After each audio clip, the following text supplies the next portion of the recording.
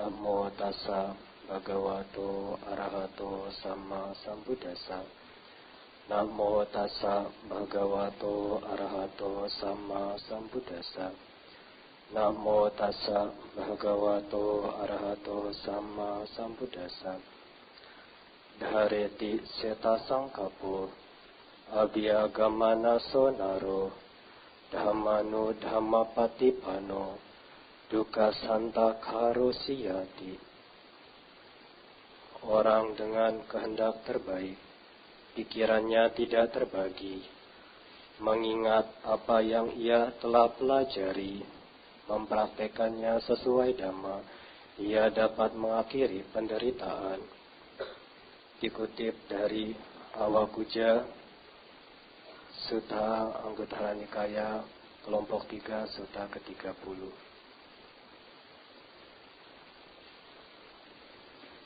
Pimpinan Puja Bakti yang saya hormati, Bapak Ibu, hadirin sekalian yang berbahagia, selamat pagi, Sotihotu Namo Buddhaya.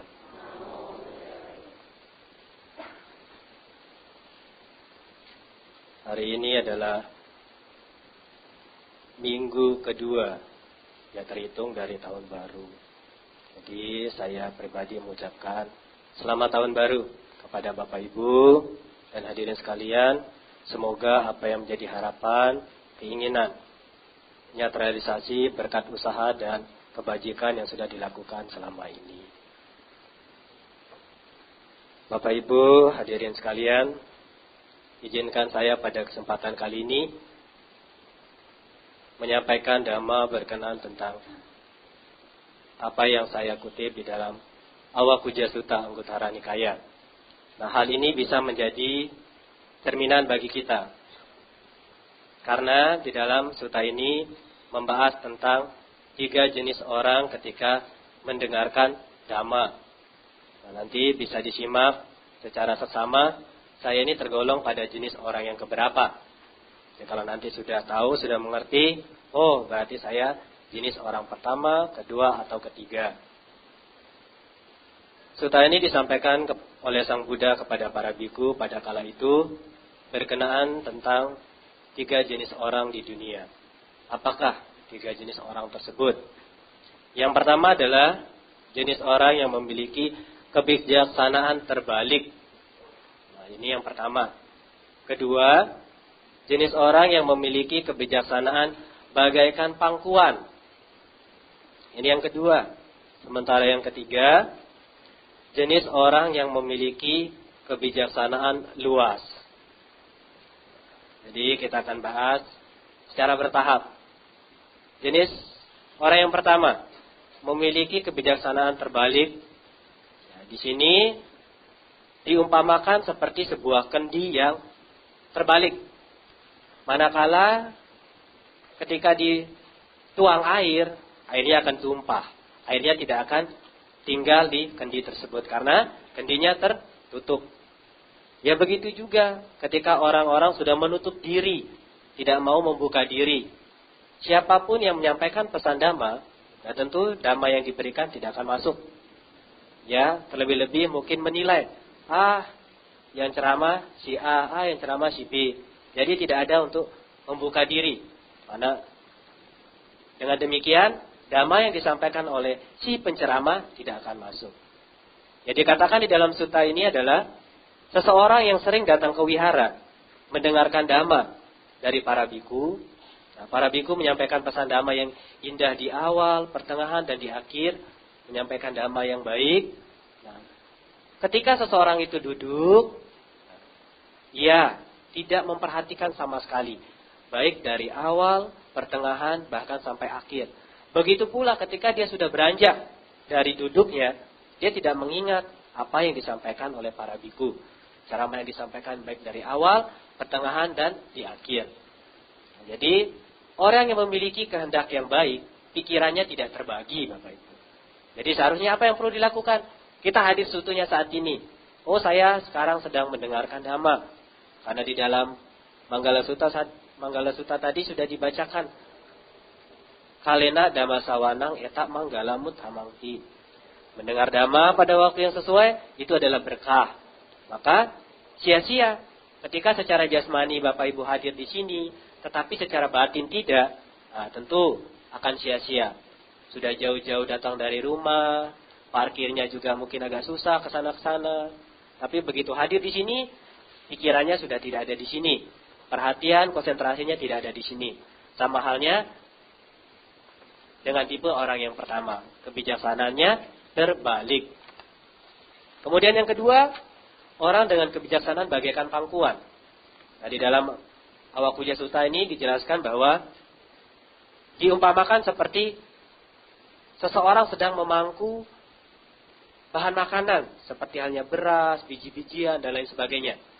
Ketika seseorang beranjak, bangkit, kalau tidak penuh perhatian, maka apa yang dipangkunya ini akan berserakan, akan tumpah.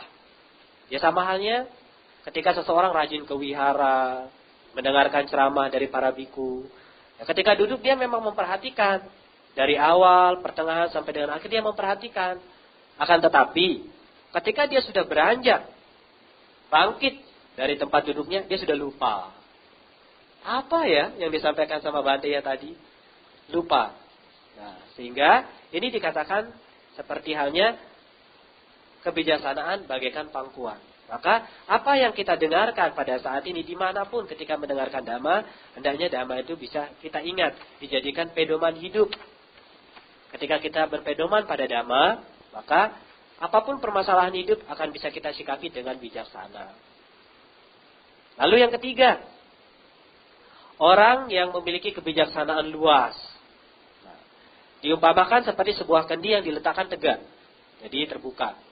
Begitu orang menuangkan air, berarti airnya masuk ke kendi tersebut. Dan air itu tinggal di kendi tersebut. Sama halnya ketika seseorang rajin datang ke wihara, mendengarkan dhamma dari para biku ataupun para penceramah lainnya. Ketika duduk, ia mendengar dengan seksama.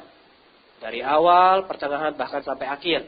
Bahkan ketika dia bangkit pun, dari duduknya dia masih ingat. Bahkan bisa jadi oleh-oleh buat keluarganya di rumah. Siapa tahu tidak ada yang datang ke wihara. Akhirnya pulang ke rumah cerita. Oh tadi mendengar ceramah Bante si A. Ceramahnya begini loh. Disampaikan kepada keluarganya. Nah ini diibaratkan seperti orang memiliki kebijaksanaan luas. Maka sangat penting ketika kita mengetahui isi daripada Awakuja Sutta ini. Kira-kira sekarang kita ini bagian tipe orang yang berapa? Pertama, kedua, atau ketiga. Ya, jadi ini bisa menjadi cerminan bagi kita. Sering ke wihara mendengarkan dhamma, tetapi saya kategori jenis orang yang keberapa. Maka perlu diingat, Bapak Ibu hadirin sekalian. Di dalam Dhammasawana Sutta, Anguttara Nikaya, kelompok 5, Sutta ke-202. Di situ disampaikan tentang manfaat mendengarkan dhamma apa sih? Yang pertama adalah, ketika orang mendengarkan dhamma, ia mendengarkan sesuatu yang belum pernah ia dengar. Ya, mungkin sebelumnya pernah membaca atau mungkin sebelumnya belum pernah sama sekali mendengar tentang sutta ini, akhirnya tahu. Oh, ternyata ada nama sutta Awakuja Sutta, bagian Anguttara Nikaya. Nah, jadi sebelumnya yang belum pernah mendengar akhirnya pernah mendengarkan. Kemudian yang kedua, mengklarifikasi apa yang pernah didengarkan. Jadi memperjelas kembali. Oh, saya dulu pernah. Saya eling-eling, saya ingat-ingat, saya pernah mendengar sutta ini. Tetapi sedikit lupa. Akhirnya dengan mendengarkan dhamma seperti ini, bisa diklarifikasi kembali. Kemudian yang ketiga, manfaatnya adalah seseorang akan keluar dari kebingungan. Awal mulanya mungkin bingung. Pernah mendengar, tapi gak jelas-jelas mungkin. Akhirnya sekarang didengar kembali, oh memiliki suatu pencerahan kembali. Oh ternyata maksud dari sutta itu seperti ini. Jadi dia keluar dari kebingungannya. Dan yang keempat adalah ia meluruskan pandangannya. Nah, awal mula kan kita juga ragu mungkin tentang sutta ini, tentang dhamma ini. Tetapi ketika mendengar dhamma lagi, keyakinan kita mantap. Pandangan kita menjadi lurus. Kita memiliki pandangan yang benar. Dan yang terakhir, pikirannya menjadi tentram. Maka tidak heran ketika banyak Bapak Ibu yang memiliki permasalahan hidup, datangnya ke wihara, curhat kepada para bantenya. Ya kan? Curhat, ini bante kita sih mendengar dengan setia. Ya mungkin Bapak Ibu hanya cukup membutuhkan seorang yang setia untuk didengarkan saja. Bahkan kalau sudah selesai Bante, saya pamit pulang. Ada orang seperti itu. Jadi ketika juga diberikan dhamma, pesan-pesan dhamma, dia pikirnya jadi tenang. Oh, ternyata setiap permasalahan hidup ada solusinya. Apapun yang kita hadapi saat ini, baik buruk, suka tidak suka, tergantung reaksi batin kita, Bapak Ibu. Bagaimana kita menyikapi hal tersebut. Ketika kita banyak berbuat baik tapi masih dinilai salah. Ya, ada. Akhirnya ketika kita rajin berbuat baik tapi ada di satu sisi orang menilai kita selalu salah. Akhirnya kita ciut. Ya, semangat kita berkurang untuk berbuat baik. Nah, dengan seseorang rajin mendengarkan dhamma, mengetahui manfaat-manfaat dari melakukan kebajikan, pikirannya tentram. Nah, meski disinggung oleh hal-hal demikian, batinnya tak tergoyahkan. Selama apa yang kita lakukan baik, selama apa yang kita lakukan itu berguna, tentu lakukanlah dengan secara kontinu. Maka, bagaimana Bapak Ibu juga bisa menjadikan event tahun baru ini untuk revolusi diri. Ya mungkin awalnya berbuat baik setengah-setengah, ya sekarang difulkan. Maka di dalam usaha benar, Bapak Ibu, yang perlu dilakukan apa? Meningkatkan kebajikan yang sudah ada. Menumbuhkan kebajikan yang belum ada. Keburukan yang ada itu kita usahakan untuk kita minimalis. Kemudian keburukan yang belum muncul, jangan sampai muncul. Dengan demikian apa? Tahun baru ini, 2019 ini, adalah upaya Bapak Ibu hadirin sekalian bisa melakukan revolusi diri. Kita membenahi diri kembali. Tahun-tahun lalu ini sebagai pelajaran hidup. Ya, tahun depan ini sesuatu yang perlu kita perjuangkan. Kapan kita perjuangkannya? Saat ini. Maka, dengan Bapak Ibu datang ke wihara, bertemu dengan para biku, mendengarkan dhamma, adalah sarana Bapak Ibu bisa memiliki ketenangan dalam menyikapi berbagai problem kehidupan. Seringkali, mungkin di tahun 2018 saya sudah berusaha sebaik mungkin, tapi saya kok tetap gagal. Saya sudah berusaha semaksimal mungkin, tapi saya gagal, tidak berhasil-berhasil. Nah, perlu kita sadari Bapak Ibu. Bisa jadi kita kurang dalam hal kebajikan. Ya, secara duniawi kita sudah berusaha semaksimal mungkin nih. Belajar sekuat tenaga, punya relasi banyak, tetapi secara kebajikan tidak mendukung, itu pun tidak bisa. Maka ketika Bapak Ibu kemarin ikut Sanggadana keliling-keliling, mendengarkan arti daripada Nindikanda Sutta, kan banyak manfaat daripada perdana melakukan kebajikan. Ya, jadi relasi bisa banyak, kemungkinan apa yang menjadi harapan, cita-cita luhurnya bisa tercapai. Maka tidak sia-sia Bapak Ibu. Kebajikan apapun yang Bapak Ibu lakukan saat ini, jangan pernah menganggap hal itu sia-sia. Karena seringkali ketika seorang sudah berbuat baik, tetapi masih menghadapi berbagai macam masalah, kadang-kala beranggapan bahwa kebajikan yang dilakukan sia-sia. Karena kalau seseorang tidak memiliki pengertian yang benar, begitu berbuat baik, tidak langsung instan berbuah di situ, tidak. Sama halnya ketika Bapak Ibu menanam, butuh proses. Bibit ini pun harus tumbuh dan dirawat. Kalau hanya sekedar ditanam tanpa dirawat, tumbuh pun tumbuh, tetapi kerdil. Ya, maka ketika Bapak Ibu melakukan kebajikan, seumpama itu adalah bibit, ketika Bapak Ibu melakukan hal tersebut, kebajikan itu terus dilakukan secara kontinu. Bukan hanya berhenti 1, 2, 3 langkah. Baru sekali berbuat baik, masih semangat. 2 kali berbuat baik, masih semangat. 3 kali berbuat baik, tapi masih ada masalah. Sudahlah, saya capek berbuat baik. Masalah masih ada terus. Hidup ini setiap hari kita akan menghadapi berbagai macam masalah. Namun tergantung kembali kepada diri pribadi masing-masing. Bagaimana Bapak Ibu menyikapi hal demikian. Ketika Bapak Ibu dianggapnya sebagai tipe orang yang nyusahin, tergantung bagaimana reaksi Bapak Ibu menyikapi hal demikian. Ketika dikatai demikian, Bapak Ibu bisa mengontrol emosi, wah itu baik. Karena Bapak Ibu bisa mengamati reaksi batinnya sendiri. Maka ketika datang ke wihara mendengarkan dhamma, ya terlebih meninjau dari awak puja sutta tadi, Bapak Ibu bisa menjadikan cerminan kembali. Ketika tahun 2018 kemarin, saya mendengarkan dhamma seperti ibaratnya tipe orang pertama. Saya cuma secara jasmani hadir di sini, tetapi secara pikiran batin tidak.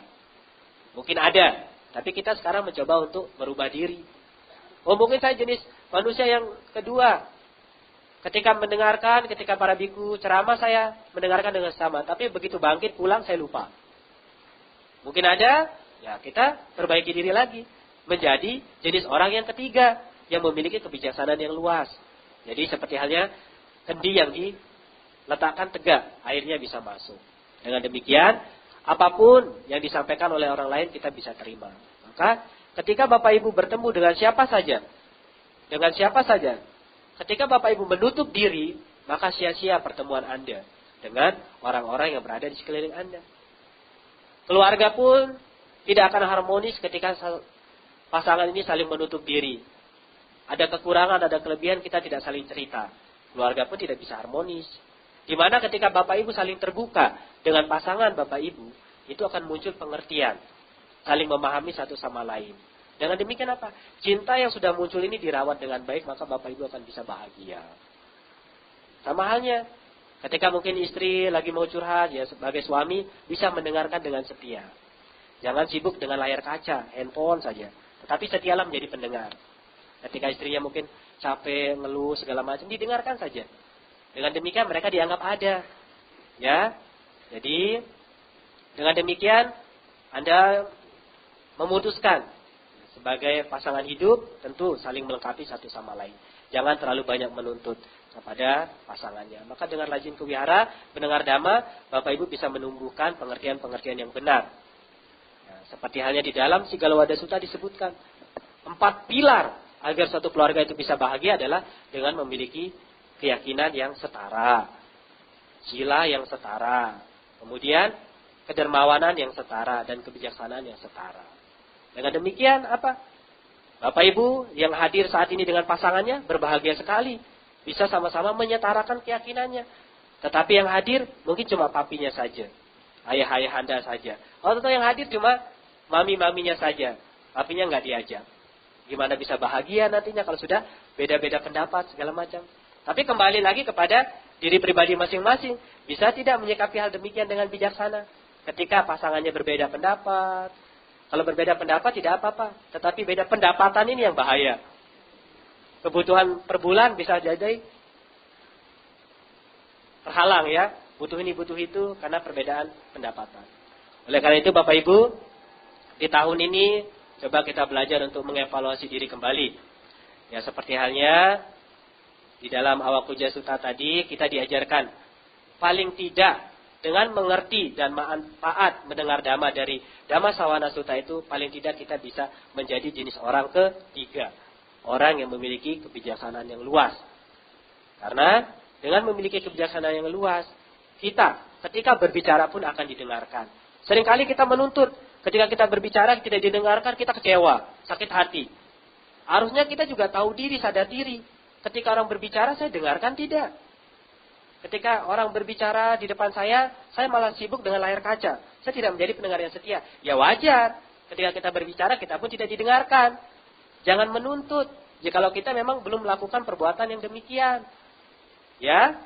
Oleh karena itu, tidak sia-sia ya, Bapak Ibu datang ke wihara, bertemu para biku, mendengar dhamma. Ini sebagai sarana. Bapak Ibu juga bisa belajar, mengembangkan kebijaksanaan-kebijaksanaan. Jadi, uraian dhamma saya pada pagi hari ini tidak panjang kali lebar.